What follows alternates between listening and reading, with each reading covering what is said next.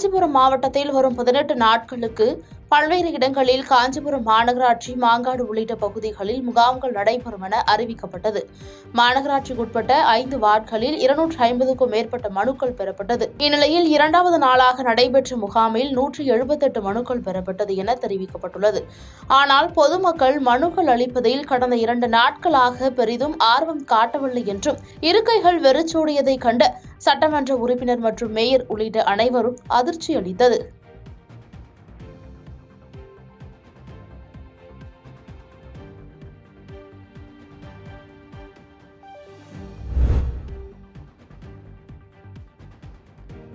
கடலூரில் தலைமை தபால் நிலையம் அருகில் தமிழ்நாடு ஊரக வளர்ச்சித்துறை அலுவலகம் சங்கம் சார்பில் மாவட்ட தலைவர் சண்முக சிகாமணி தலைமையில் கவன ஈர்ப்பு ஆர்ப்பாட்டம் நடைபெற்றது.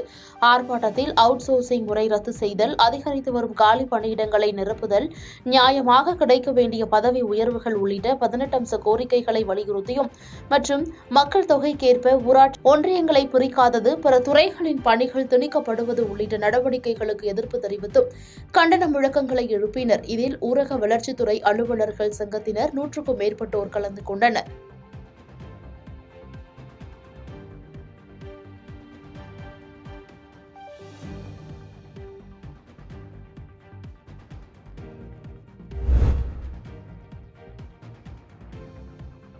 தமிழகம் முழுவதும் கவன ஈர்ப்பு ஆர்ப்பாட்டம் நடைபெற்று வரும் நிலையில் அதன் ஒரு பகுதியாக கடலூர் மாவட்டம் பண்ருட்டியில் தமிழ்நாடு தொடக்கப்பள்ளி ஆசிரியர்கள் கூட்டமைப்பு சார்பில் 10 அம்ச கோரிக்கைகளை வலியுறுத்தி பண்ருட்டி வட்டார கல்வி அலுவலகம் முன்பு வட்டார தலைவர் ராஜ்குமார் தலைமையில் ஆசிரியர் கூட்டமைப்பு மாநில மகளிர் அணி துணை செயலாளர் முன்னிலையில் 243 அரசாணையை திரும்பப் பெற்று பழைய நடைமுறையில் முன்னுரிமை பதவி உயர்வு உடனடியாக வழங்குதல், அரசு பள்ளிகளுக்கு வழங்கும் அனைத்து சலுகைகளும் அரசு உதவி பெறும் பள்ளிகளுக்கு வழங்க வேண்டும் உள்ளிட்ட 10 அம்ச கோரிக்கைகளை வலியுறுத்தி கண்டன ஆர்ப்பாட்டம் நடைபெற்றது.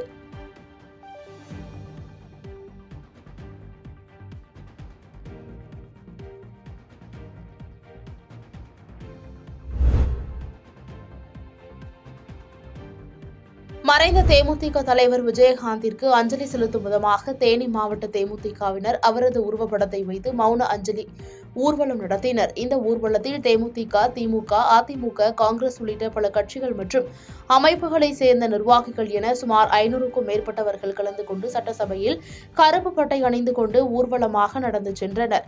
தேனி பொம்மை கவுண்டன்பட்டியிலிருந்து தொடங்கிய இந்த ஊர்வலம் தேனி பழைய பேருந்து நிலையம் வரை சுமார் 5 கிலோமீட்டர் வரை ஊர்வலமாக சென்று விஜயகாந்திற்கு மௌன அஞ்சலி செலுத்தினர்.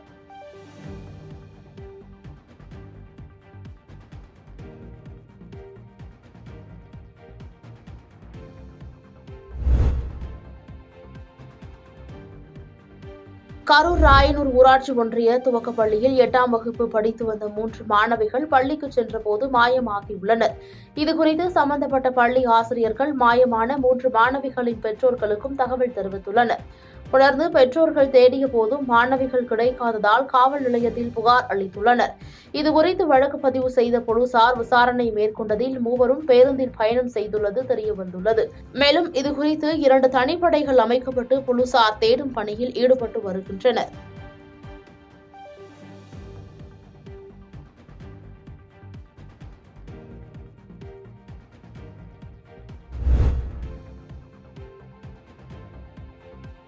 திண்டுக்கல் மாவட்டம் வத்தலக்குண்டு பகுதியில் உள்ள அக்ரகாரத்தைச் சேர்ந்தவர் கோபாலகிருஷ்ணன். ஓய்வு பெற்ற ஆசிரியரான இவர் ரோட்டரி சங்கம் புதிய தலைமுறை தலைவர் முருகேச பாண்டியன் மற்றும் நிர்வாகி பிரகாஷ் ஆகியோரிடம் தான் இறந்த பின்பு தனது உடல் உறுப்பு தானம் செய்ய அறிவுறுத்தியுள்ளார். இந்த நிலையில் தனது 73 வயதில் இன்று கோபாலகிருஷ்ணன் உயிரிழந்த நிலையில் ரோட்டரி சங்கத்தினர் அவரது மனைவி சரஸ்வதி, மகன் ஸ்ரீதர் ஆகியோரிடம் நேரில் சென்று பேசி உடல் உறுப்பு தானம் வழங்க ஒப்புதல் வாங்கினர். அதைத் தொடர்ந்து கோபாலகிருஷ்ணன் கண்கள் தேனி அரவிந்த் கண் மருத்துவமனைக்கும், உடல் மற்றும் தோல் மதுரை கென்னட் மருத்துவமனைக்கும் தானமாக வழங்கப்பட்டது. இந்த நிலையில் கோபாலகிருஷ்ணனையும் அவரது குடும்பத்தாரையும் சமூக ஆர்வலர்கள் மற்றும் அப்பகுதி பொதுமக்கள் பாராட்டி வருகின்றனர்.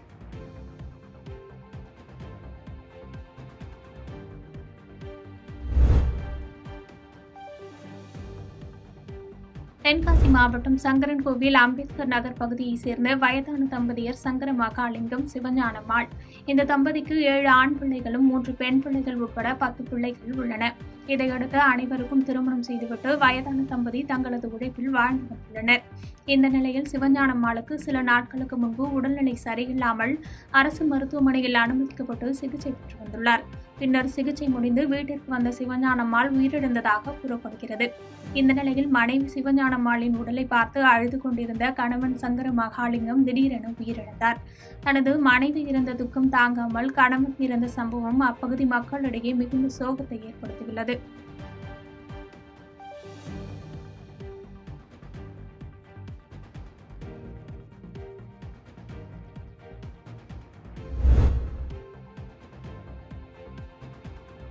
கன்னியாகுமரி மாவட்ட டெங்கு கொசு ஒழிப்பு தொழிலாளர்கள் மாவட்ட ஆட்சியர் அலுவலகம் முன்பு ஆர்ப்பாட்டம் நடத்தினர்.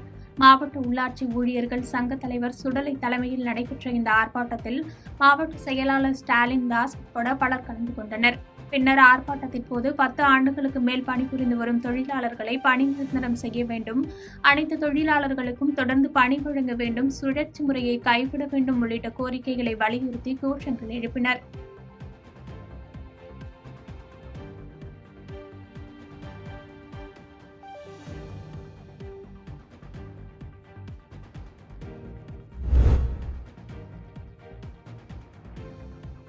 ஈரோடு மாவட்டம் நம்பியூர் அடுத்துள்ள குருமந்தூர் பூங்குழலி அம்மன் கோயிலில் குண்டம் இறங்கும் திருவிழா கோலாகலமாக நடைபெற்றது. இதற்காக இரவு சுமார் 10 டன் விறகுகள் தீமூட்டப்பட்டு குண்டம் தயாரிக்கப்பட்டது. பின்னர் தீபம் ஏற்றப்பட்டு தலைமை பூசாரி கோபால் மற்றும் துணை பூசாரி ஆகியோர் முதலில் குண்டம் இறங்கி திருவிழாவை தொடங்கி வைத்தனர். அதனைத் தொடர்ந்து 15 நாள் விரதம் இருந்த குருமந்தூர், நம்பியூர், மூணாம்பள்ளி, கடத்தூர், எளத்தூர், செட்டிப்பாளையம் உள்ளிட்ட பல்வேறு பகுதியைச் சேர்ந்த 500க்கும் மேற்பட்ட பக்தர்கள் நீண்ட வரிசையில் நின்று தீ மிதித்து நேர்த்திக்கடன் செலுத்தினர்.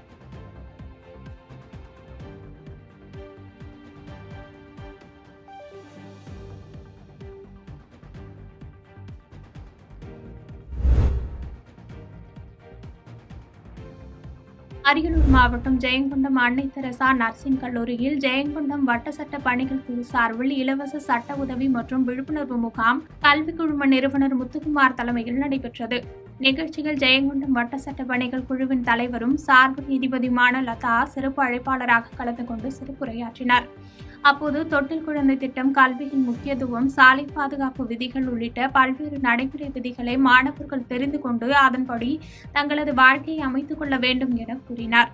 முகாமில் பள்ளி மாணவர்கள், இருபால் ஆசிரியர்கள், மருத்துவக் கல்லூரி மாணவிகள் உள்ளிட்ட பலரும் கலந்து கொண்டனர்.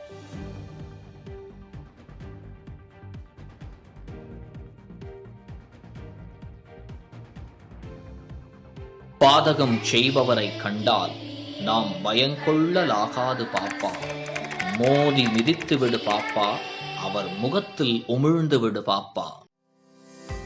அண்மை செய்திகளை உடனுக்குடன் தெரிந்து கொள்ள இணைந்திருங்கள் இயம்நாடு தொலைக்காட்சியுடன்.